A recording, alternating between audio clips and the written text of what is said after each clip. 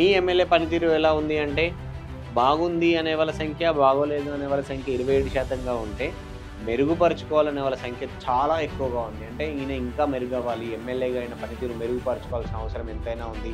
ఈ 2 ఏళ్ల పాలన చూసిన తర్వాత ఆయన ఇంకా చాలా ఎక్కువ కష్టపడాలనే వాళ్ళ సంఖ్య అయితే రామ్‌దాస్ మాలోత్‌కు సంబంధించినటువంటి అభిప్రాయంగా ఇక్కడ వైరా నియోజకవర్గ ప్రజలు ఇచ్చినటువంటి అభిప్రాయం.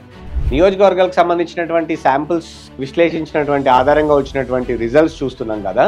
కేవలం పేపర్ శాంపిల్సే కాదు, ప్రజలు కూడా ఏమనుకుంటున్నారో, ప్రజల అభిప్రాయం ఎలా ఉందో కొన్ని వీడియోల్ని చిత్రీకరించింది తెలుగు 360. ఆ సంబంధించినటువంటి రిజల్ట్స్ కూడా ఇప్పుడు మనం చూద్దాం.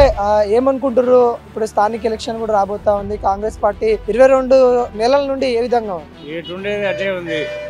ఏం డెవలప్మెంట్ ఏం లేదు. కేసీఆర్ అప్పుడు బాగుందా? ఇప్పుడు రేవంత్ రెడ్డి వచ్చినాక రేవంత్ అన్న వచ్చాకే బాగుంది. ఇలా వైరా నియోజకవర్గ ఎమ్మెల్యే రామదాస్ గారు ఎలా ఉంటారు? మంచిగా ఉంటాడు, మంచిగా ఉంటాడు. చేస్తారా? అభివృద్ధి పనులు చేస్తారా? ఇప్పుడు ఉమ్మడి ఖమ్మం జిల్లాలో ముగ్గురు మంత్రులు ఉన్నారు కదా, ముఖ్యమంత్రులు ఎట్లా అనిపిస్తారు? ముఖ్యమంత్రులుగా హ్యాపీ అండి.